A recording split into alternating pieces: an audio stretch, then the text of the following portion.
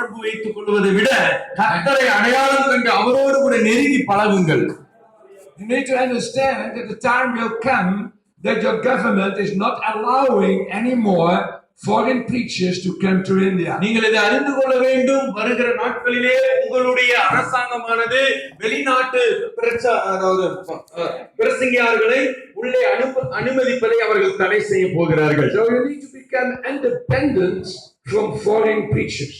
ஆகவே பிரியமானவர்களே, நீங்கள் கர்த்தருடைய வார்த்தை பிரசங்கிக்கிற அளவுக்கு நீங்கள் தைரியமாகிக் கொள்ளுங்கள். Don't look to their money. அதாவது நீங்கள் எப்பொழுதுமே வெளிநாட்டு பிரசங்கியாரை நம்பாமல், அவளுடைய பணத்தை நம்பாமல், you need to take care that God will provide your money by himself. நீங்களாகவே கர்த்தர் என்னுடைய தேவைகளை சந்திப்பார், அவர் எங்களை பயன்படுத்துவார் என்கிற நோக்கத்தோடு கூட வாழுங்கள், ஊழியம் செய்யுங்கள். You know, we are not beggars. நாம் பிச்சைக்காரர்கள் அல்ல என்பதை நீங்கள் தெரிந்து கொள்ள வேண்டும். I see too much Christians, they say, give me money, give me money, give me money. நிறைய கிறிஸ்தவர்களை பார்க்கிறேன், அவர்கள் எப்ப பாரு எங்களுக்கு பணம் கொடுங்க பணம் கொடுங்கன்னு பிச்சை எடுத்துக்கிட்டே இருக்கிறாங்க. You know, some pastors always want to have free books. அதாவது நிறைய போதகர்களை நான் பார்த்திருக்கிறேன், அவர்கள் எப்பொழுதுமே ஃப்ரீயா இலவசமா புத்தகங்களை கொடுப்பாங்களாங்கிற நோக்கத்திலேயே இருக்காங்க. And most of the time when you have a book, you don't pay for it, you use it as toilet paper. I didn't get most of the time. Please. Most of the time. அநேக நேரங்களிலே when pastors has a free book, they don't need to pay for it. அதாவது போதகர்கள் இலவசமாக புத்தகங்களை பெற்றுக் கொண்டார்கள். They don't read it. ஆனால் படிக்கிறது கிடையாது. இலவசமாக using it as toilet paper. அதை துடைக்கிறதுக்கு பயன்படுத்திக்கிறாங்க. ஓசி அத ஃப்ரீயா வாங்குற புத்தகங்களை. Not you. ஆனால் நீங்கள் அப்படி இல்லைன்னு நினைக்கிறேன். But I know when we pay for something, we are very care. We take care about those. அதனால இலவசமா வாங்காம பணத்தை கொடுத்து வாங்குனீங்கன்னா அதுக்கு நீங்க விலை மதிப்பு கொடுப்பீங்க. Do you understand? புரியுதுங்களா நான் சொல்றது? It's time that you invest in yourself. ஆகவே பிரியமானவர்களே, இதுதான் தருணம், நீங்கள் பணத்தை செலவு பண்ணி வாங்கிக் கொள்ளுங்கள். That you use your money to have an investigation in your own spiritual growth. அதாவது நீங்கள் துணி போடுறதுக்காக நீங்க பணத்தை கட்டி தான் என்ன பண்றீங்க, துணி வாங்கிக்கிறீங்க. Amen. உண்மையா இல்லைங்களா? Are you with me? Praise the Lord. Hallelujah. Okay, you know, I know from an American preacher. அதாவது முன்னாள் அமெரிக்க போதகர் ஒருவர், he came to India. இந்தியாவுக்கு வந்திருந்தாரு. And in the same time, in 25 cities, he had a leader seminar. இந்தியாவுல இருக்கிறதான 25 மகா நகரங்களிலே அவர் தலைவர்களுக்கான seminar வைத்திருந்தார். He did the introduction by himself with a television screen. அதாவது அவர் தன்னை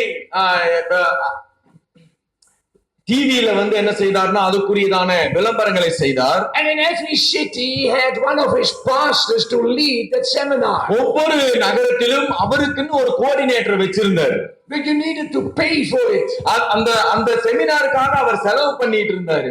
Pastors needed to pay for that seminar. அதாவது போதகர்கள் செமினாருக்கு பணம் கட்டி வரணும். And I can tell you, I visited one of those seminars and there were 3,000 pastors.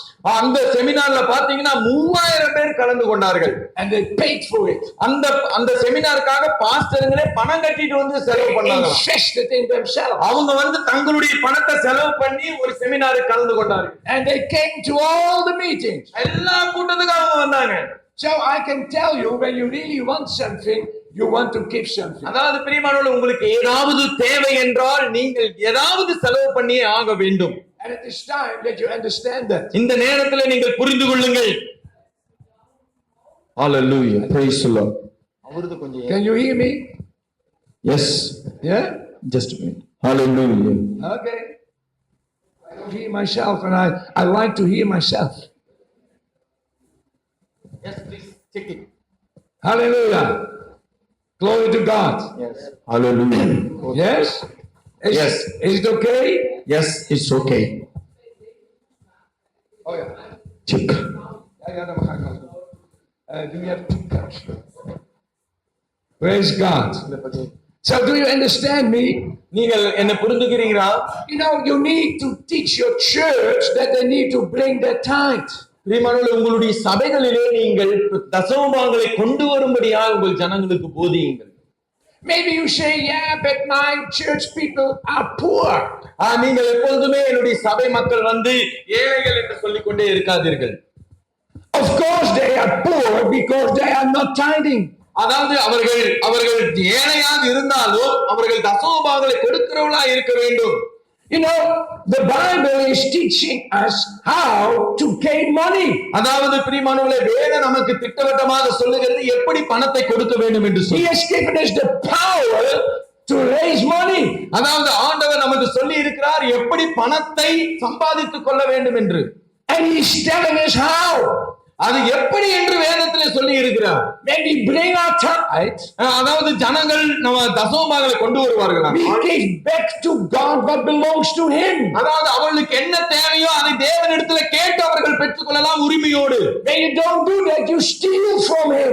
ஆனால் பிரியமானவர்களே, அவரிடத்திலே இருந்து திருடிக் கொள்ளவே பார்க்கிறார்கள். And then people come under a curse. ஆகவேதான் ஜனங்கள் சாபத்திற்குள்ளாகவே இருக்கிறார்கள். That's why there are so many sick people in church. அதனாலதான் சபையிலே நிறைய வியாதி உள்ளவர்களை நாம் பார்க்கிறோம். That's why there are so many poor Christians. ஆகவேதான் கிறிஸ்தவர்கள் ஏழைகளாகவே இருக்கிறார்கள். But we are the people of God. ஆனால் தெரிந்து கொள்ளுங்கள், நாம் தேவனுடைய பிள்ளைகளா இருக்கிறோம். ஹல்லேலூயா. God is not a poor God. ஆனால் நம்முடைய தேவன் ஏழை தேவன் அல்ல.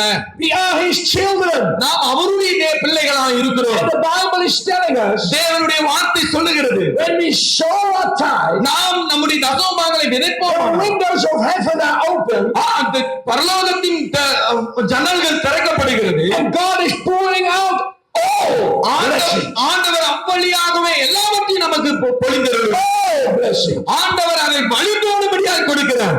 Yeah, do you understand that? Amen. That is what my Bible is telling me. ஆகவே நான் என்னுடைய வேதம் இப்படியாய் சொல்லுகிறது. Amen. Amen. When you don't bring the tithe, you will always be poor.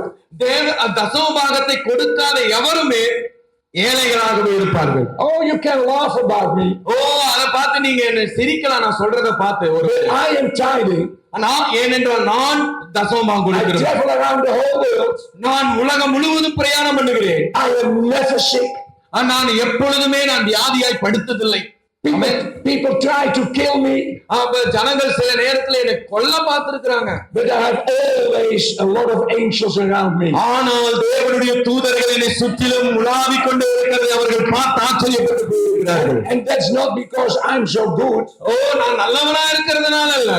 No, it's because I practice the word of God. நான் தேவனுடைய வார்த்தையை நான் பயிற்சித்துக் கொண்டு இருக்கிறேன். And you need to start with yourself. நீங்களும் தேவனுடைய வார்த்தை பயிற்சி எடுத்துக் கொள்ளுங்கள். As a pastor, you need to bring your tithe by yourself. தேவனுடைய ஊழியக்காரராக இருக்கிற நீங்கள் முதலாவது தசமபாகத்தை கொடுங்க. And don't put it in your own church. அந்த தசமபாகத்தை எடுத்து உங்க சர்ச்சுக்கே போட்டுக்காதீங்க. Because then you can use it by yourself. ஏன்னா உங்களுக்குனே திரும்ப நீங்க use பண்ணிக்குவீங்க. You need to bring it somewhere else. மற்றவர்களுக்கு கொடுங்கள். Amen. Amen. You know, where you receive teaching and education, there you need to bring your tithe. எங்கே தேவனுடைய வார்த்தை உங்களுக்காக சொல்லப்படுகிறதோ, எங்கே தேவனுடைய வார்த்தை மகிமைப்படுத்தப்படுகிறதோ, அங்கே உங்களுடைய தசமபாகங்களை கொண்டு செல்லுங்கள். Now your church people receive teachings from you. ஏனென்றால் உங்களுடைய உபதேசத்தை உங்களுடைய ஜனங்கள் கேட்கிறபடியால் So they need to bring the tithe to your church. ஆகவேதான் அவர்கள் உங்களிடத்தில் தசமபாகத்தை கொண்டு வருகிறார்கள். And when you have 20 people who are doing that, உங்களுடைய சபையில் இருக்கிற அந்த 20 பேர் அதை செய்வார்களானால், you can be in full-time service. நீங்கள் முழுவதும் ஊழியம் செய்யலாம் தாராளமாக. ஆமாவா இல்லையா? So that you can use all your time to build the kingdom of God. பிரியமானவர்களே, உங்களுடைய முழு நேரத்தையும் நீங்கள் தேவனுக்காக செலவு பண்ணுவீர்களானால் அந்த முழு நேரமும் தேவனுடைய ராஜ்யம் கட்டப்படுகிறது. Amen. Amen. I don't say that. You say that, but I don't say that you need to bring your money to me. No. இப்படியெல்லாம் சொல்லாதீங்க, உங்க பணத்தை எனக்கு கொண்டு வாங்க. No, you need. Maybe there is a ministry in India who is doing the work of God, and they educate you by television or by books or personal, there you need to plant your seed. எங்கே உங்களை உற்சாகப்படுத்துகிற வார்த்தை இருக்கிறதோ, ஒருவேளை அது தொலைக்காட்சி ஊழியத்தின் மூலமாக இருக்கலாம், புத்தகங்களின் மூலியமாக இருக்கலாம், எங்கே உங்களை உற்சாகப்படுத்துகிற வார்த்தை இருக்கிறதோ அங்கே கொண்டு போய் கொடுங்கள். I tell this for your sake. அது உங்களுக்கு ஆசீர்வாதமாக இருக்கும். When you belong to an assembly of pastors, தேவனுடைய ஊழியர்கள் ஒன்றாய் கூடி வரும்போது, then you as a pastor bring your tithe to that assembly. அந்த இடத்துல நீங்க உங்க தசமபாகத்தை கொண்டு போய் கொடுங்கள். Amen. Amen. Yeah. They were telling me many years ago, can you build an assembly of pastors here?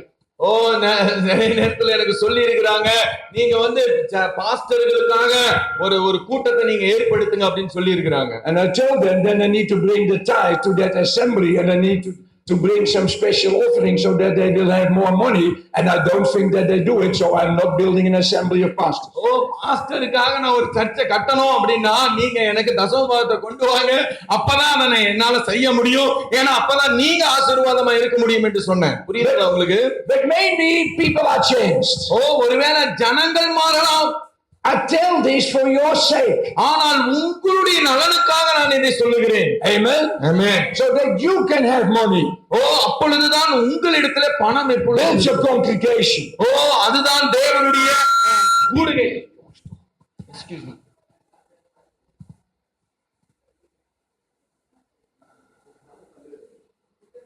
Yes, hallelujah. Praise the Lord. Now it's okay. Check. இப்போ okay. And that you can go reach out to other people who are not saved. பிரியமானவர்களே, யாரெல்லாம் ரட்சிக்கப்பட்டிருக்கிறார்களோ அவர்களை நீங்கள் படிப்பித்துக் கொள்ளுங்கள். And bring them to Christ. அவர்களை கிறிஸ்துவுக்காக கொண்டு வாருங்கள். Your church can only grow when you save new people. பிரியமானவர்களே, நீங்கள் புதிய நபர்களை சந்தித்து அவர்களை ரட்சிப்புக்குள்ளே நடத்துவீர்களானால் அப்பொழுதுதான் உங்கள் சபை வளரும். And that costs time. ஆனால் அதற்கு நேரம் எடுக்கும். Don't leave it to the women alone. ஆனா பிரியமானவர்களே, நேரமாகுதேன்னு சொல்லிட்டு அவங்களை எல்லாம் தனியா விட்டுறாதீங்க. Be a soul winner by yourself. நீங்கள் ஆத்துமாதாயம் பண்ணுகிறவர்களாக இருங்கள். Give your people a good example. உங்களுடைய மக்களுக்கு முன்பாக நீங்கள் உதாரணமாக இருங்கள். So that you can tell them, follow me like I follow God. நீங்கள் சொல்லலாம், சபையிலே நின்று என்னை பின்பற்றுகிறவர்களாக இருங்கள், ஏனென்றால் நான் கிறிஸ்துவை பின்பற்றுகிறேன். Amen. Amen. Do you see that wonderful lady there? நீங்க இங்க ஒரு அழகான ஒரு பெண்மணியை பார்க்கிறீர்கள். I want to tell you, she's not my wife. நான் உங்களுக்கு சொல்றேன், அவங்க என்னுடைய மனைவி இல்ல. Some of you are thinking that she is my wife. நீங்க ஒருவேளை நினைக்கலாம் அவங்க என்னுடைய மனைவி என்று. Thank you for that compliment that you think that I'm so young that I can have such a young wife.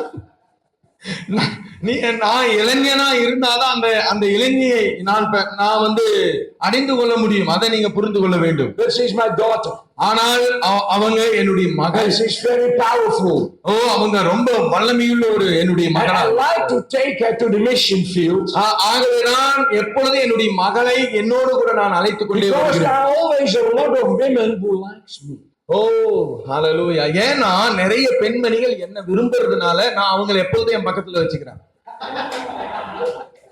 And when they see her, they say, "Oh no, I cannot go to them." They understood. Can you translate it? Yeah, they understood. You understand it? She's protecting me. ஏன்னா என்னுடைய மகள் தான் என்னை பாதுகாத்துக் கொள்றாங்க. Sometimes women are asking her, does she has a brother who is like him? சில நேரத்துல ஜனங்கள் பாக்குறாங்க, sorry I didn't get sorry. Does she has a brother like he is?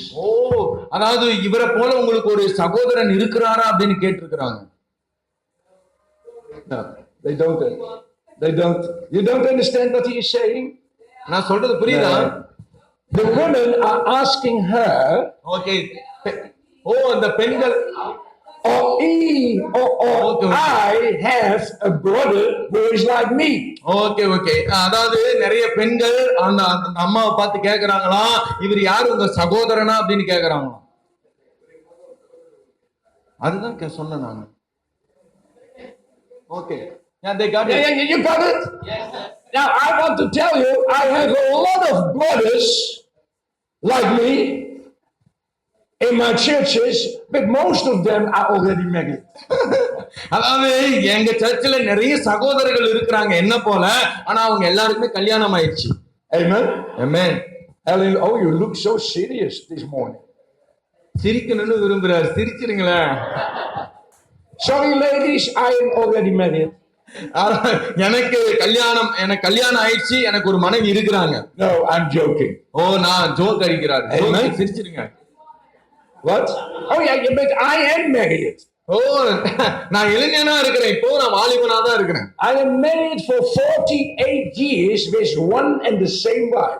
ஓ, 48 வருஷமா எனக்கு ஒரே மனைவி இருக்கிறாங்க, ரெண்டு பேரும் ஒரே மாதிரியே இருக்கிறோம். Yeah, only one marriage. ஓ, ஆனாலும் எனக்கு ஒரே கல்யாணம் தான் ஆயிருக்குது. Yeah, not from one wife to another wife to another wife to another wife to another wife. No. Oh, you understand this? No. I'm not a bee who's going from flower to flower. ஓ, நான் வந்து okay, I am not a bee okay, நான் who ஈ இல்ல. goes from flower to அதாவது flower. ஒவ்வொரு பூவா தாண்டிக்கிட்டு இருக்கிறதுக்கு நான் ஒரு ஈ கிடையாது. Amen. Amen. Yes.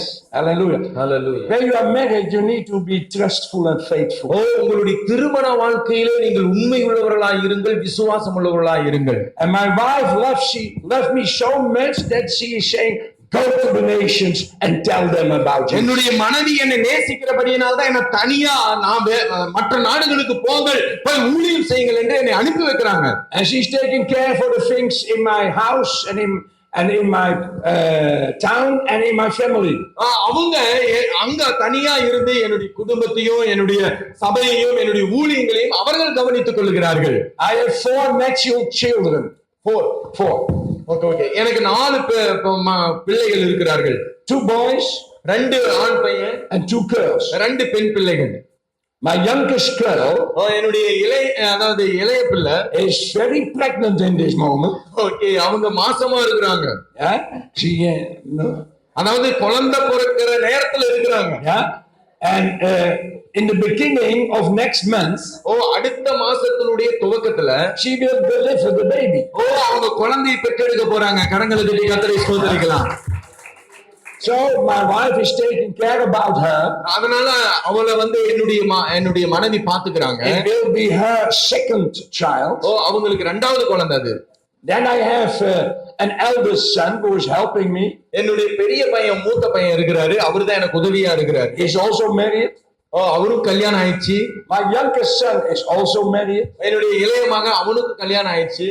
He has a ministry in taping sermons and all those things what preachers are doing.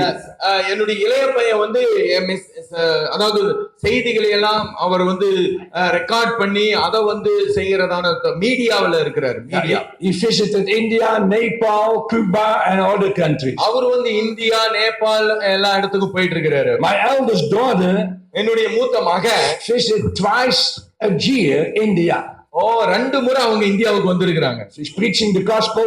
அதாவது தேவனுடைய சுவிசேஷத்தை பிரசங்கித்து இருக்காங்க. And she's taking care about orphans. அவங்க வந்து ஆர்பனேஜ், அனாதை இல்லத்தை அவங்க பாத்துக்கிறாங்க. Not in the south part of India, but அது வந்து இங்க இல்ல, தென் இந்தியாவுல இல்ல, அது வட இந்தியாவுல. Andhra Pradesh something. Andhra also South India. It belongs to South India. Okay. Andhra பிரதேசத்துல, தமிழ்நாட்டுல இல்ல. So we are a very active family. அதனால நாங்க வந்து குடும்பமாக தேவனுடைய ஊழியத்தை செய்கிறதுல பக்குவித்துக் கொண்ட ஒரு குடும்பமாக இருக்கிறோம். And they take care about their own money. ஆமென். எல்லாமே எங்களுடைய சொந்த பணத்தை செலவு பண்ணி தான் அதை செஞ்சிட்டு இருக்கிறோம். Daddy is not supporting them. எங்களுக்கு யாருமே எங்களுக்கு உதவி செய்யறது கிடையாது. Only in prayer and blessings. நாங்கள் மற்றவங்களுக்கு, உங்களுக்கு கூட நாங்கள் ஆசீர்வாதமாக இருக்கிறோம். Amen. ஆமென். கரங்களை தட்டி சோத்திரம் Say உற்சாகப்படுத்துங்க.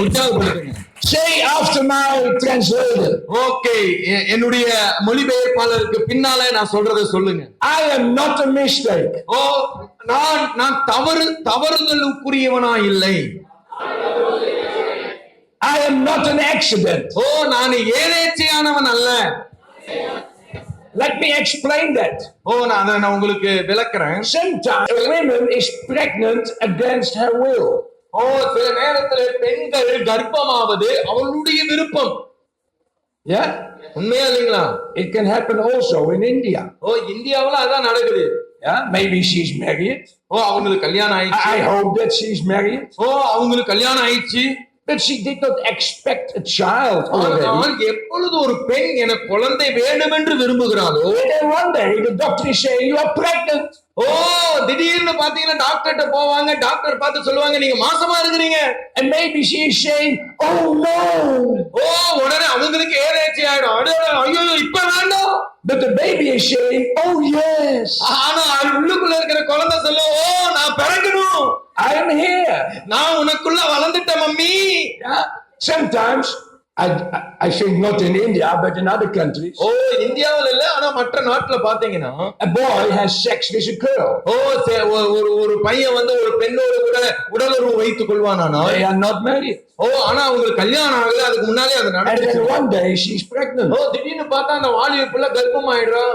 And then she say, oh, that's an accident. We did not want it. ஓ திடீர்னு அவன் சொல்றான் அந்த பையனை பார்த்து, ஓ ஏதேச்சும் அது நடந்துருச்சு, ஆனா எனக்கு குழந்தை வேண்டாம் இப்போ.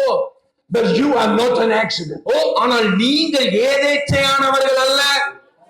God wanted you to be born. நீங்கள் பிறக்க வேண்டும் என்பது தேவனுடைய சித்தமா இருந்தது. Yes.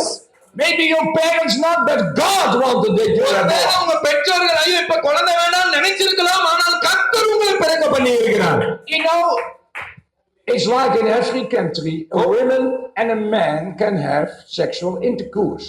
ஓகே, அதாவது ஆப்பிரிக்காவுல பாத்தீங்கன்னா ஒரு ஒரு ஒரு ஆணும் ஒரு பெண்ணும் உறவு வைத்துக் கொள்ளுகிறார்கள். And then the man is planting a seed in the womb of his wife. அந்த அந்த ஒரு ஆணினுடைய வித்தானது அந்த பெண்ணினுடைய கருவுக்குள்ளாக போகிறது. Right? Is that also in India? இந்தியாவுல அப்படிதான் நடக்குது. This is church. We can talk about this. இது வந்து திருச்சபையா இருக்கிறது, நாம் இவைகளை போதிக்க வேண்டும். But then there is only a very little teeny small body here in the womb of your. அந்த கருவுக்குள்ளாக கர்ப்பப்பைக்குள்ளாக ஒரு சின்ன ஒரு குட்டியான ஒரு உருவம் உருவாகுகிறது. Yes, but you know God blew His Spirit into it so that it came to life. அந்த குட்டி உருவத்துக்குள்ள தேவனுடைய ஆவியானவர் தம்முடைய மூச்சை அதுக்குள்ள என்று ஊதுகிறார். Amen. So God wanted you. அதனாலதான் நீங்கள் இங்கே இருக்கிறீர்கள். The Bible is telling us God is the Father of all spirits. வசனம் சொல்லுகிறது கர்த்தரே சகல ஆவிகளுக்கும் தகப்பனாக இருக்கிறார். And I am a spirit. ஓ நான் ஆவியாக இருக்கிறேன். நான் அவருடைய சரீரமாக இருக்கிறேன். And when spirit and body comes together, there is a soul. ஓ அதாவது சரீரமும் ஆவியும் ஒன்றாக இணைந்துதான் ஆத்துமாவாக உருவெடுக்கிறது. You are born in the right time. நீங்கள் சரியான நேரத்தில் பிறந்து விட்டீர்கள். In the right family. ஓ சரியான குடும்பத்துல தான் பிறந்திருக்கிறீர்கள். In the right country. ஓ சரியான தேசத்துல தான் பிறந்திருக்கிறீங்க. God planted you here to save India. பிரியமானவர்களே, தேவன் உங்களை இந்தியாவிலே பிறக்க பண்ணினதற்கு காரணம் இந்தியாவை ரட்சிக்க வேண்டும் என்பதற்காக. Hallelujah. Hallelujah. Never doubt about that. ஓ இதை குறித்து ஒருபோது நீங்கள் சந்தேகப்பட வேண்டாம். Before I came to this world, I was with God. ஓ நான் இந்த உலகத்துல பிறப்பதற்கு முன்பு நான் தேவனோடு கூட இருந்தேன். அப்படிதானே? உண்மைதானே? நீங்கள் அப்படிதானே இருந்தீங்க? Yeah. We came from God. நாம் தேவனிடத்திலிருந்து வந்தவர்கள். So one day, God was calling me. ஓ ஒரு நாள் தேவன் என்னை அழைத்தார். He said, "Bert, come here." O Bert, come இங்க வா அப்படினாரு. And I came to the Lord and said, "Yes, Lord, I'm here." நான் ஆண்டவரிடத்திலே ஆண்டவரே நான் வந்து விட்டேன் என்று சொன்னேன். And he was telling me, ஆண்டவர் என்னோடு கூட சொன்னார், "It's your time to go to the world." ஓ நீ உலகத்துக்கு போக வேண்டிய நேரமா இருக்குதுப்பா. There's a lovely family and I'm going to plant you in the womb of that mother. அங்க ஒரு அன்பான ஒரு குடும்பம் இருக்கிறது. அந்த குடும்பத்தில் இருக்கிற தாயின் வயிற்றுக்குள்ளாக நான் உன்னை அனுப்ப போகிறேன் என்று சொன்னார். It's your time. ஓ இது உன்னுடைய நேரமா இருக்குதுன்னு சொன்னார். And I said, "Of course, God, I will do it." நான் ஆண்டவரிடத்தில் சொன்னேன், ஆண்டவரே நான் அதை செய்வதற்கு என்னை அர்ப்பணிக்கிறேன் என்று சொன்னேன். And God did this. ஆண்டவர் என்னை என்று அனுப்பினார். And there I went from God in the womb of my mother. அப்படியே அங்க அப்படியே சுத்திட்டு வந்து கரெக்டா என்னுடைய அம்மாவினுடைய வயிற்றுக்குள்ளே வந்து விட்டு Hallelujah. I tell you this parable because it happens also with you. We come from God. பிரியமானவர்களே, இந்த உதாரணத்தை நான் சொல்லுவதற்கு காரணம் நாம் எல்லோருமே இப்படித்தான் தேவனுடைய சமூகத்தில் இருந்து வந்தவர்கள். And he created us in his image. ஏனென்றால் நாம் அவருடைய சாயலாய் உண்டாக்கப்பட்டிருக்கிறோம். After his likeness. அவரை போலவே உண்டாக்கப்பட்டிருக்கிறோம். We are from his class. நாம் அவருடைய சாயலாக உண்டாக்கப்பட்டிருக்கிறபடியால் அவரிடத்தில் வந்தவர்களாய் இருக்கிறோம். Say after my translator, I am planted by God. நான் தேவனாலே விதைக்கப்பட்டவன். எல்லாரும் சொல்லுங்க. I am God's best. நான் தேவனுக்கு சிறந்தவன். You speak about yourself now. உங்களை பத்தி தான் இப்ப சொல்லிக்கிட்டு இருக்க போறீங்க. He wants that I have all the best of life. தேவன் நான் எல்லாம் சிறந்ததை உடையவனா இருக்க வேண்டும் என்று விரும்புகிறார். Do you know that God created this world for you? தேவன் இந்த உலகத்தை உங்களுக்காக படைச்சிருக்கிறாருன்னு தெரியுமா உங்களுக்கு? Everything that he put in the earth, he did it for you. தேவன் உங்களிடத்திலே எல்லாவற்றையும் விதைத்து உங்களுக்காக கொடுத்திருக்கிறார். He never planned that some people had only the privilege to have the richdoms of the earth. அதாவது சுயநலவாதிகளாய் இருக்கிற மற்றவர்களை போல தேவன் உங்களுக்கென்று, அதாவது அவர்களுக்காக விதைத்துக் கொண்டதல்ல, தேவன் உங்களுக்காக விதைத்து கொடுத்திருக்கிறார் எல்லாவற்றையும். For you, for his children. ஏனென்றால் அவர் உங்களுக்காகவும் உங்களுடைய பிள்ளைகளுக்காகவும் தான் இந்த உலகத்தை படைத்திருக்கிறார். It's ours. ஏனென்றால் இந்த உலகம் நம்முடையதாக இருக்கிறது. Hallelujah.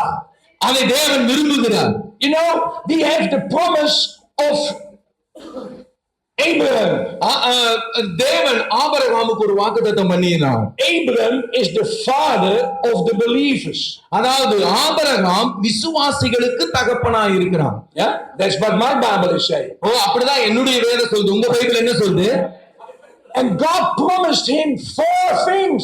4 முறை தேவன் ஆபிரகாமுக்கு வாக்கு பண்ணி இருக்கிறார். He said, I will make out of you a great nation. அதாவது நான் உன் மூலமாக ஒரு பெரிய தேசத்தை உண்டாக்க போகிறேன் என்று சொன்னார். He was telling him, I will bless you so that you can bless somebody else. ஆண்டவர் சொன்னார், நான் உன்னை ஆசீர்வதிக்கிறேன், உன்னை ஆசீர்வதிக்கிறவளை நான் ஆசீர்வதிப்பேன் என்று சொன்னார். Yeah, you will be a blessing for other people.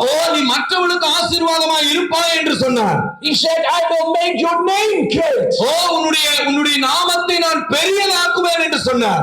He said, when people are blessing you, I will bless them. உன்னை ஆசீர்வதிக்கிறவனை நான் ஆசீர்வதிப்பேன் என்றும் கர்த்தர் சொன்னார். Now Galatians chapter 3 is saying that promise is for you and for me also. கொலோசியரில் இப்படியா எழுதப்பட்டிருக்கிறது, வாக்குத்தத்தங்கள் எல்லாம் உங்களுக்காகவும் எனக்காகவும் உண்டாக்கப்பட்டது என்று.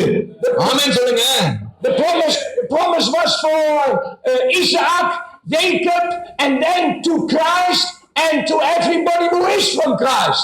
பிரியமானவர்களே, ஆபிரகாமுக்கு அடுத்தது ஈசாக்கு, ஈசாக்கு அடுத்தது யாக்கோபு, யாக்கோபுக்கு அடுத்தது மற்ற எல்லா விசுவாசிகளுக்காகவும் இந்த வாக்குத்தத்தம் சொந்தமாக்கப்பட்டிருக்கிறது. Yes, I took that promise for myself. நான் அந்த வாக்குத்தத்தங்களை எல்லாம் எனக்காக எடுத்துக்கொள்ளுகிறேன். I said, God, then I will be a great nation. ஆண்டவரே, நான் பெரிய ஜாதியாய் இருப்பேன் என்று எனக்குள்ளாகவே நான் விசுவாசித்துக் கொள்கிறேன். Out of me need to come a great nation of believers. நாம் ஒவ்வொருவரும் பிரியமானவர்களே இந்த வாக்குத்தத்தத்தை எடுத்து சொல்ல வேண்டும், விசுவாசிக்க வேண்டும். You know, around the whole world I have spiritual sons and spiritual daughters. இந்த உலகம் முழுவதிலும் நாம் தேவனுக்கென்று ஆவிக்குரிய பிள்ளைகளாய் இருக்கிறோம், ஆவிக்குரிய மகள்களாய் இருக்கிறோம். Sometimes a man is coming to me. சில நேரத்தில் சில மனிதர்கள் என்னிடத்தில் வந்து, and he's saying, Bishop Bert, I'm your son. Bishop Bert, நான் உன்னுடைய மகனா இருக்கிறேன்னு சொல்லுவாங்க. I'm so happy that my wife knows it's a spiritual son. என்னுடைய மனைவிக்கு தெரிஞ்சதுன்னா அவ்வளவுதான் உண்மை அப்படின்ட்டுவாங்க. அப்படின்னு நான் சொல்லி நினைச்சுக்குவேன். Amen. புரியுதுங்களா? Not a natural son. அதாவது ஒருத்தர் வந்து நான் உங்க பையன் சொன்னா அது உண்மையான பையன் இல்ல, ஆனா ஆவிக்குரிய மகனாக இருக்கு. God was telling me, build a new generation of sons of God who are practicing. Jongens, kan het nou niet anders dat ding? Yes, sir. Yeah?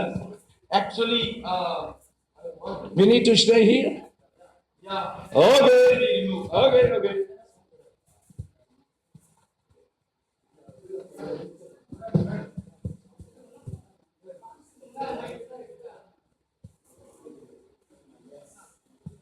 Yes.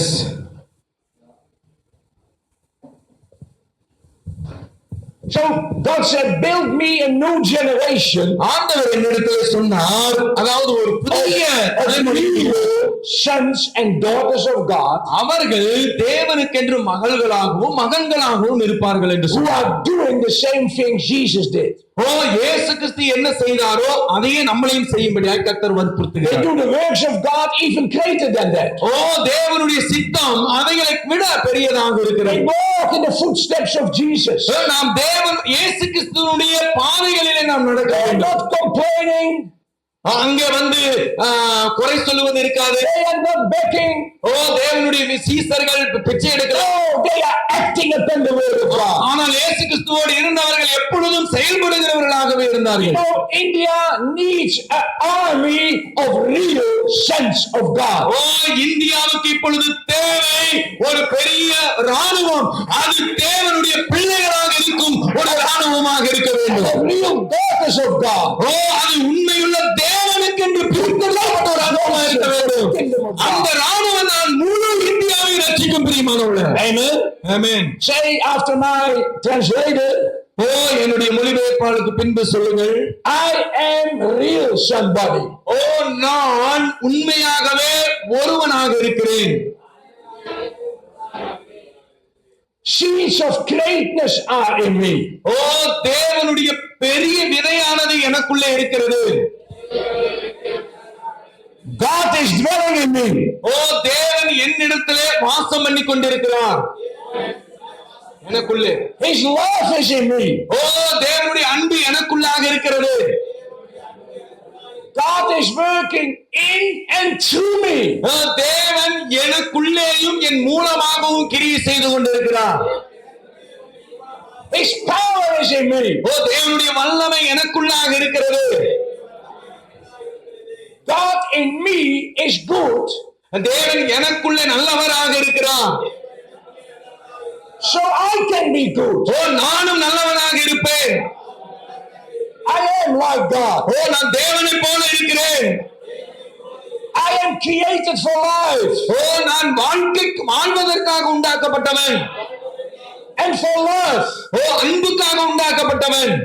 and for power O, வல்லமைக்காக உண்டாக்கப்பட்டவன். and for prosperity O, செழிப்புக்காக உண்டாக்கப்பட்டவன். and for success ஓ, வெற்றிக்காக உண்டாக்கப்பட்டவன்.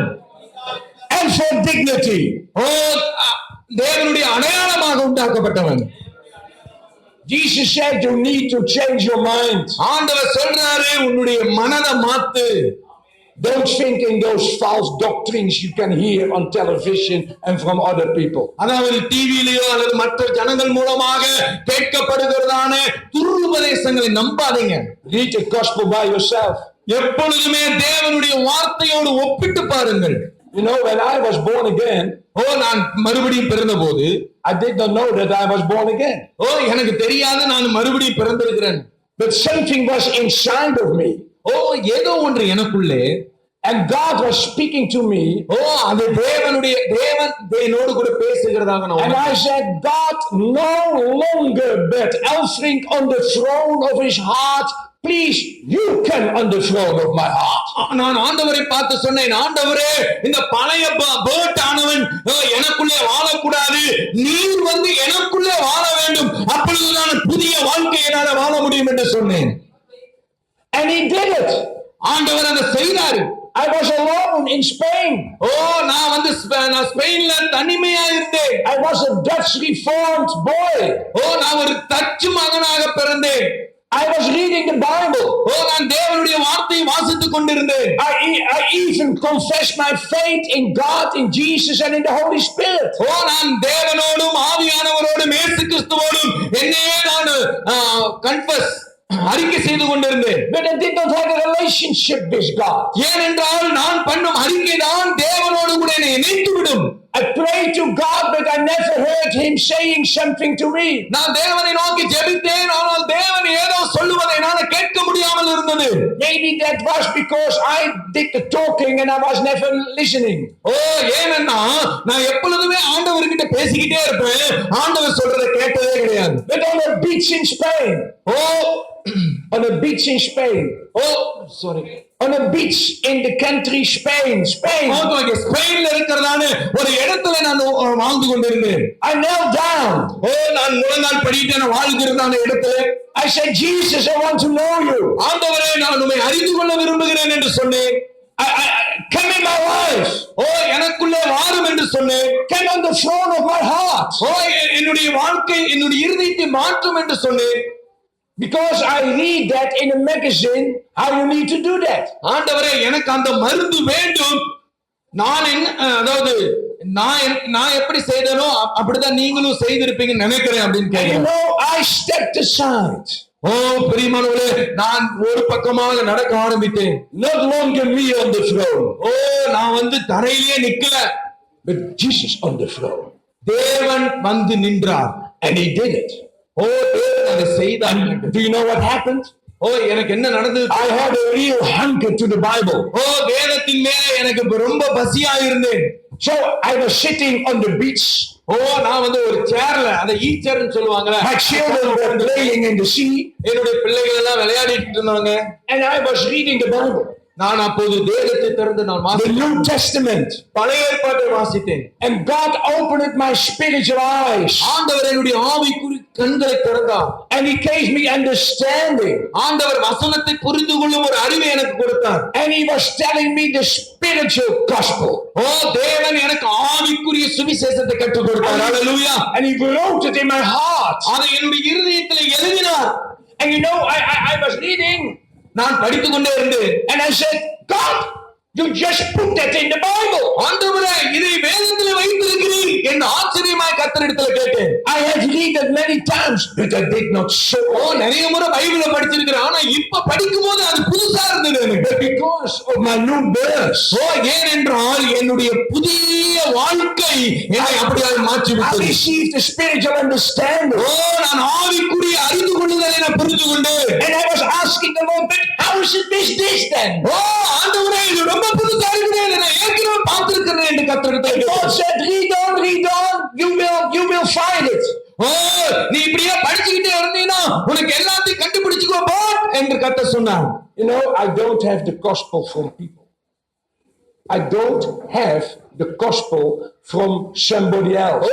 எனக்கு சுவிசேஷம் சொல்றதுக்கு நான் யாரையுமே நான் வேண்டவில்லை. யாரையுமே நான் தேடவில்லை. I have the gospel directly telling me by the Holy Spirit. எனக்கு பரிசுத்த ஆவியானவரே என்னோடு கூட அவருடைய சுவிசேஷத்தை பகிர்ந்து கொண்டார். And I was speaking with God. உங்களுக்கு தெரியுமா நான் ஆண்டவரோடு கூட பேசிக் கொண்டிருந்தேன். God was speaking to me. ஆண்டவரும் என்னோடு கூட பேசிக் கொண்டே இருந்தார். And I was not amazed. நான் எனக்குரியவனாகவே இல்லை. நான் என் நேரங்களில் செலவழித்துக் கொள்ளவில்லை. I was totally changed.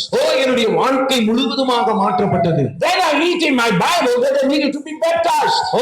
நான் வேதத்தை எப்படி தேடினேனோ அதே போலவே நான் ஞானஸ்நானம் எடுப்பதும் உண்மையாக இருந்தது. So I said, God, I'm going into the sea. Send me 3 big waves to baptize me. ஆண்டவரே நான் கடலுக்குள்ள போகும்போது 3 பெரிய அலைகள் வந்து என்னை முழுக்க வேண்டும். நான் ஞானஸ்நானம் எடுத்துக்கொள்ள வேண்டும் என்று சொன்னேன். When God is coming in your life, you become a little crazy. தேவன் உங்களுக்குள்ள வரும்போது நீங்க சில நேரத்துல பைத்தியம் மாதிரி செய்வீங்க. 3 waves. In the name of the Father, in the name of the Son, and in the name of the Holy Spirit. பிதா குமாரன் பரிசுத்த ஆவியானவர் என்கிறதான 3 அலைகள் என் மேலே வந்து விழ வேண்டும் என்று சொன்னேன். So I walked into the sea. நான் கடலுக்குள்ளே போனேன். And I said, God baptize me. ஆண்டவர் என்னை ஞானஸ்நானம் எடுத்தார் எனக்கு. And the first wave came. ஒரு பெரிய அலை முதலாவது வந்தது. And I said, in the name of the Father. பிதாவாகிய தேவனாலும். I was waiting upon the second and the first wave, but it did not come. அடுத்த இரண்டாவது மூணாவது அலைக்காக நான் காத்துக் கொண்டிருந்தேன். I said, God, let's do it again. ஆண்டவரே மீண்டும் எனக்கு செய்யும் என்று சொன்னேன். The first wave came. முதலாவது அலை வந்தது என் மேலே. I said, in the name of the Father. Thank you. தேவன் பிதாவாகிய தேவனால். But the second and the third wave did not come. இரண்டாவது மூணாவது அலை வரவே இல்லை. And he told me, ஆண்டவர் சொன்னார், you go back to Holland. நீ ஹாலந்துக்கு போ. You are going to testify. நீ அங்க போய் உன்னுடைய சாட்சியை சொல். And you are going to be baptized in public so that every friend, every family member, and all the people know that you are a Christian. ஓ சபை மக்கள், உன்னுடைய உறவினர்கள், உன்னுடைய நண்பர்கள் காண நீ ஞானஸ்நானம் எடுக்க வேண்டும் என்று கர்த்தர் என்னோடு கூட சொன்னார். And I did that. நான் அதை செஞ்சேன். Amen. Amen. And many people said, yes, I can see that something happened with you.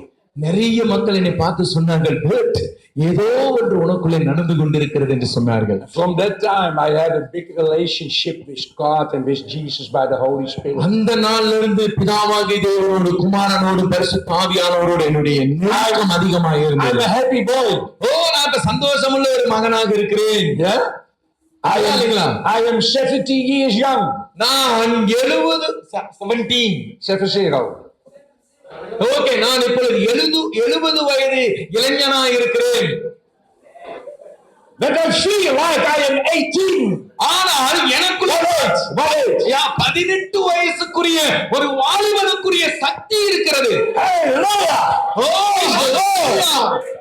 He's alive in me. ஏனென்றால் கர்த்தர் எனக்குள்ளே வாசம் பண்ணி கொண்டிருக்கிறார். Now, God was calling me to go to the nations.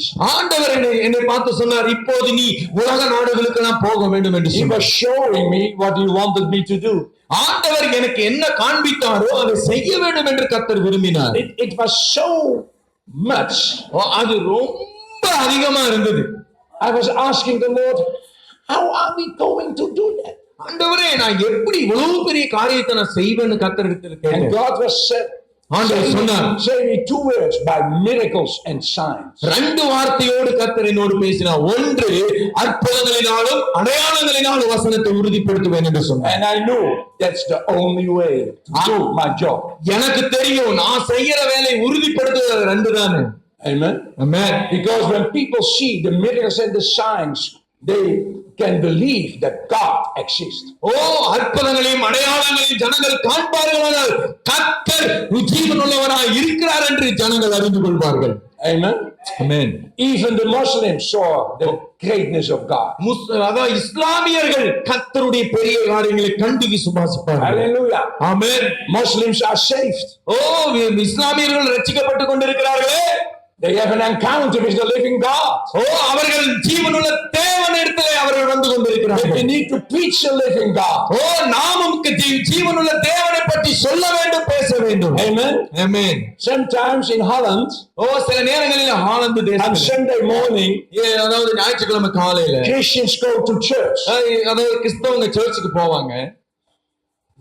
அதாவது பைபிளை தூக்கிட்டு இப்படிதான் போவாங்க. Yeah. ஏதோ And then the neighbors are looking. ஓ அவங்க பக்கத்துல இருக்கிறவங்க எல்லாம் பார்த்து Oh, he's going to church. அவங்களுக்கு தெரிஞ்சிரும், ஓ இவர் சர்ச்சுக்கு போறாரு போல இருக்குது. Oh, I'm not going with him. ஓ நான் இப்ப போயிட்டு அவனை போய் வாழ்த்துக்கள் சொல்ல முடியாது. Yeah, because when you go like this to church, ஏன்னா அவனே ரொம்ப டல்லா போயிட்டு இருக்கிறான், அவன்கிட்ட போய் நான் எப்படி வாழ்த்து சொல்றது? nobody wants to follow you. ஓ அவனை நான் பின்பற்றவும் முடியாது. Oh, thank you. மகள் அப்பா And then after the church, சபையில இருக்கிற பாஸ்டரும் they come back home. They come back home அவங்க அதாவது போனவங்க சர்ச்சுக்கு போனவங்க திரும்பி வரும்போது like this. இப்ப நிமிர்ந்து போனாங்க, ஆனா திரும்பி வரும்போது ரொம்ப கூனி குறுகி வருவாங்க. And the neighbors are saying, அதாவது பக்கத்துல இருக்கிறவங்க எல்லாம் பார்த்து சொல்லுவாங்க, we are so happy that we did not get this into the church. அதாவது இவன் சர்ச்சுக்கு போயிட்டு வரத பாரு எவ்வளவு சந்தோஷமா வந்துட்டு இருக்கிறானே அப்படின்னு நினைச்சுக்குவாங்க. I'm not talking about my church. அதாவது எங்களுடைய சபை இப்படி இல்ல. I'm talking about traditional churches. அதாவது பாரம்பரியமான சபைகளிலே இவைகள் நடக்கும். About religion churches. அதாவது கேட்கிற ஒரு சபைகள். Even Pentecostal churches are full of tradition and religion and rules. சில பெந்தகோஸ்தே சபைகளும் பாரம்பரியமிக்க சபைகளாகவே இருக்கிறது. It does not make you happy. ஓ அந்த சபைகள் சந்தோஷத்தை கொடுப்பதே கிடையாது. The preachings are condemning. ஓ ஏனென்றால் பிரசங்கங்கள் எல்லாமே கண்டிக்கிறதாவே இருக்குது. Not lifting up. ஓ மக்களை ஊன்ற கட்டுவதாக இல்லை. Yeah, when I go to church, ஆனால் நான் சபைக்கு போகிறேன். we go to church. Hallelujah. ஆடிக்கொண்டு தேவனை துதித்துக் கொண்டே நான் சர்ச்சுக்கு போவேன். And when I came back, praise God, I had a meeting with God and God is great. நான் சபையிலிருந்து திரும்பி வந்த பிறகு கர்த்தர் என்னோடு பேசினார். நான் சந்தோஷமா இருக்கிறேன் என்று கத்துவேன். I hope that it will also be in your church. உங்க சமயம் அப்படிதான் இருக்குன்னு நான் நினைக்கிறேன். Hoe laat is het? Dan heb ik nog 20 minuten. Nee, ik heb zo'n kwart.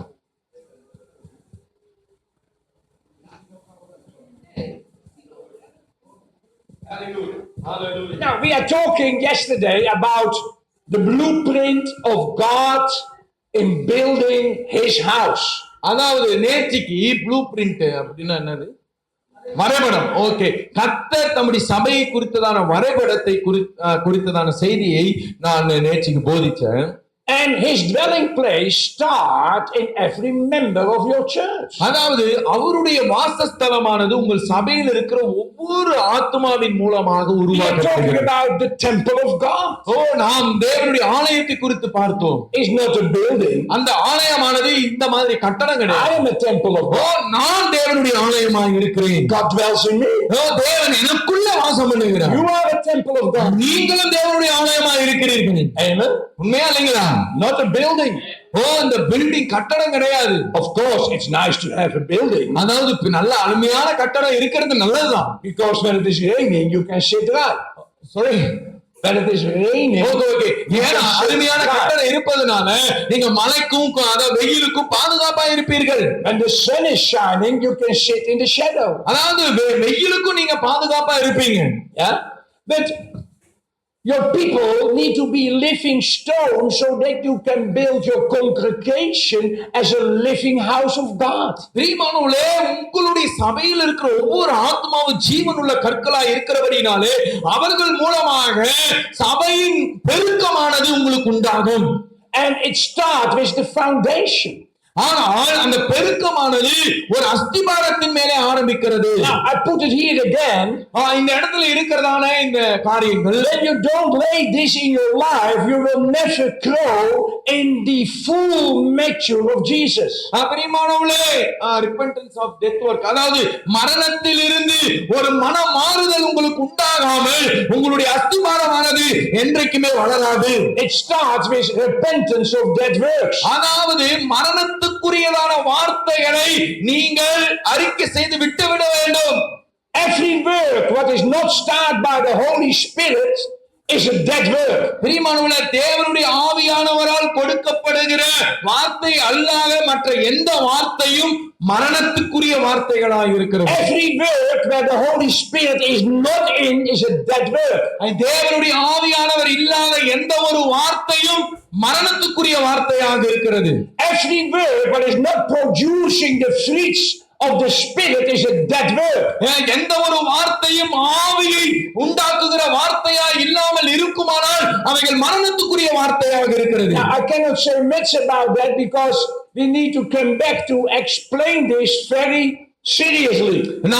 ஆகவேதான் இந்த காரியத்தை நாங்கள் ரொம்ப கவனமாக ஜனங்களுக்கு வெளிப்படுத்தி காண்பிக்கிறோம். The second level is faith of God.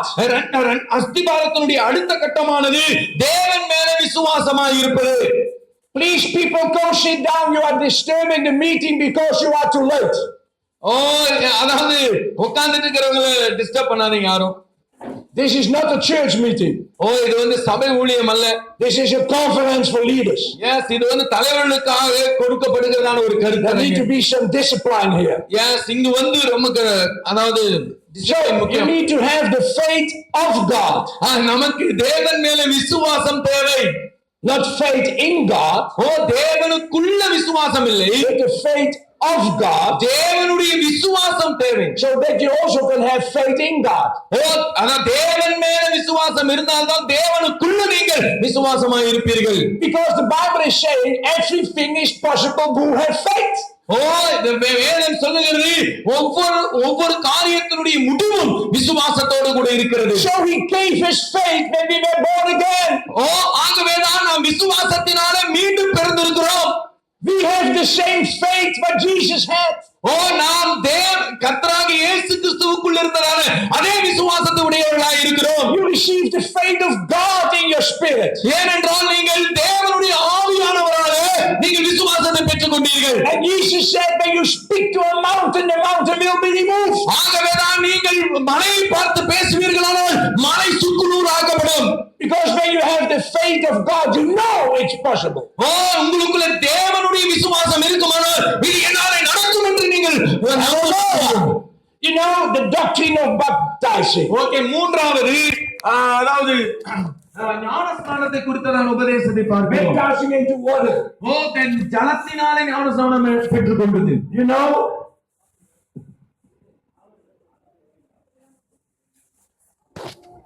this is not baptizing. அதாவது தெளிப்பது ஞானஸ்நானம் அல்ல.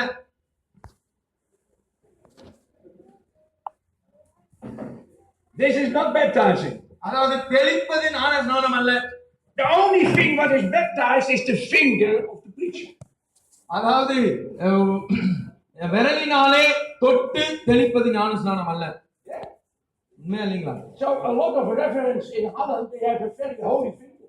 அதாவது ஹாலந்து தேசத்திலே நிறைய விஷயங்கள் விரலின் மூலமாக போதிக்கப்படுகிறது, விரலை கொண்டு.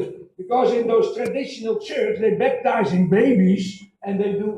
ஏன்னா இந்த பாரம்பரியமான சில சபைகள் இந்த விரலை கொண்டுதான் சின்ன பிள்ளைகளுக்கு எல்லாம் ஞானஸ்நானம் கொடுக்குறாங்க. That's no baptizing. அது ஞானஸ்நானம் கிடையாது. Baptizing means something put under water and coming out of the water.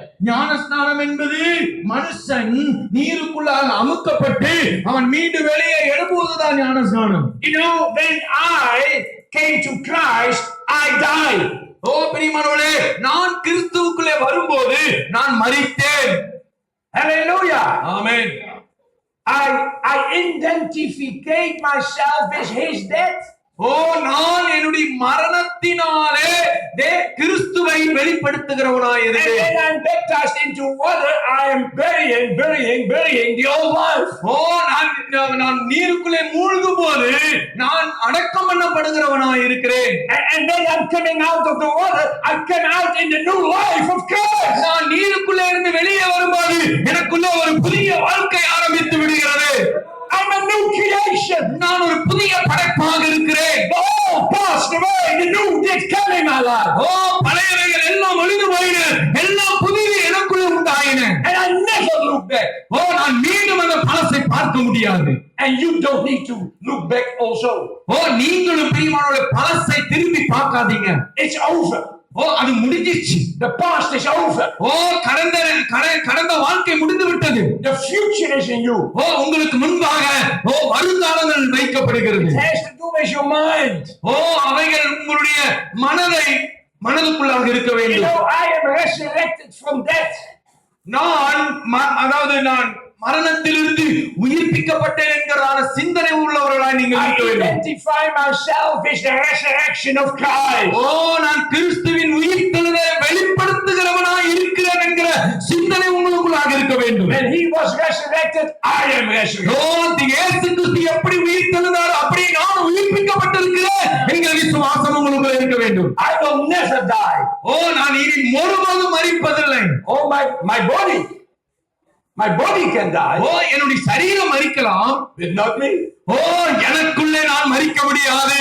When my body dies, ஓ என்னுடைய சரீரம் மரித்து I விடும். am still alive. ஓ எனக்குள்ளே இருக்கிற நான் எப்பொழுது உயிர் உள்ளவனாக I இருப்பேன். go directly into heaven. ஓ நான் திரும்ப என் இயேசுவோடு கூட பரலோகத்திலே சேர்ந்து கொள்வேன். Because I am already there. ஓ ஏனென்றால் நான் ஏற்கனவே மரித்து விட்டேன், இப்பொழுது உயிர் உள்ளவனோடு கூட நான் சேர்ந்து விடுவேன். In Ephesians 3 verse 20, we are citizens of a city in heaven.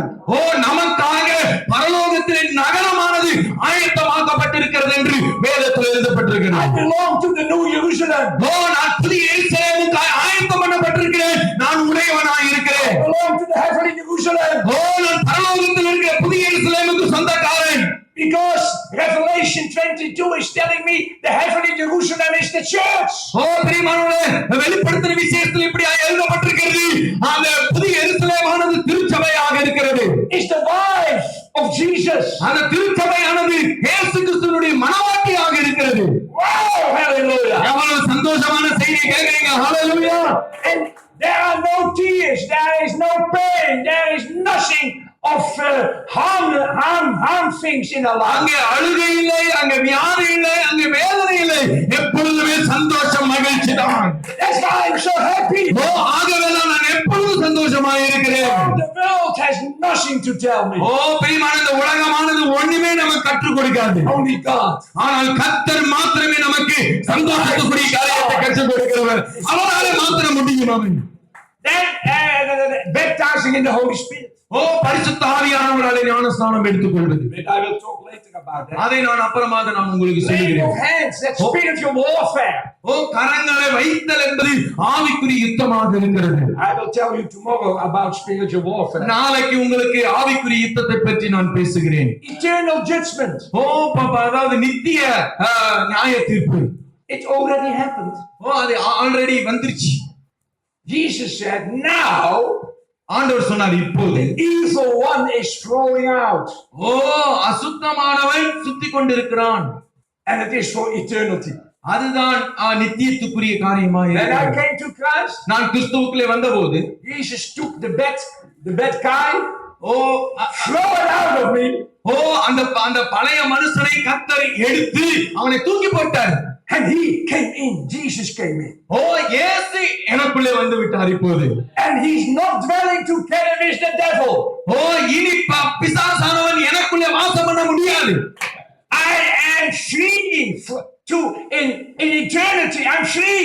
Yes, நான் பரலோகத்திற்காக நான் விடுவிக்கப்பட்டவனாய் இருக்கிறேன். நித்திய வாழ்க்கைக்காக நான் சுதந்திரவாளியாய் இருக்கிறேன். You know, the devil has no power over me anymore. இனிமேல் சத்துரு என் மேலே அதிகாரம் செலுத்த முடியாது. காரணம் நான் வெற்றி உள்ளவனாய் I இருக்கிறேன். have power over him. ஓ ஆனால் சத்துரு மேலே எனக்கு வல்லமை இருக்கிறது. Just put the devil under my feet. நான் கிறிஸ்து என்னுடைய காலுக்கு அவனை வைத்து விட்டால் நான் எப்போதும் அவனை மிதித்துக் கொண்டே இருப்பேன். Amen. Amen. And you know, when you are baptized ஓ தெரியுமா and the water coming out, நீங்கள் தெரியுமா நீங்க தண்ணீல உள்ள ஞானஸ்நானம் எடுத்து மீண்டும் மேலே வரும்போது in the new life is Jesus. ஓ அந்த புதிய வாழ்க்கையானது கிறிஸ்துவாக இருக்கிறார். The devil cannot follow you. சாத்தான் உங்களுக்கு பின்னால வரவே முடியாது. The devil cannot follow you. ஓ சாத்தான் உங்களுக்கு பின்னால ஓடி வர மாட்டான். He never can be saved. ஓ அவன் மீண்டும் உங்கள் பக்கத்திலே வர முடியாது. He can never be baptized into water. ஓ நீங்கள் மீண்டுமா அதாவது அவன் எப்பொழுதுமே ஞானஸ்நானம் எடுத்தவன் கிடையாது பிசாசு. The baptizing into water is a separation from the power of the devil. பிரியமானவர்களே ஞானஸ்நானம் என்பது சத்துருவின் இடத்திலிருந்து நம்மளை தேவன் மீட்டெடுக்கிறதான ஒரு காரியமாக இருக்கிறது. You know, the devil is standing at this side. ஓ பிசாசானவன் இப்போது இந்த இடத்துல நிக்கிறான். And I am standing at that side. ஓ நான் இந்த பக்கம் வந்துட்டேன். நான் கிறிஸ்துவின் பக்கமாய் And he வந்துட்டேன். cannot follow me. ஓ மீண்டும் பிசாசு என்னை பின்பற்றி வர முடியாது. So he can shout to me. ஓ ஆனால் சத்துரு என்னை பார்த்து கத்துவான். And I say, bye bye devil. சத்துருவை பார்த்து நான் சொல்லுவேன், ஏ சாத்தானே உனக்கு டாடா.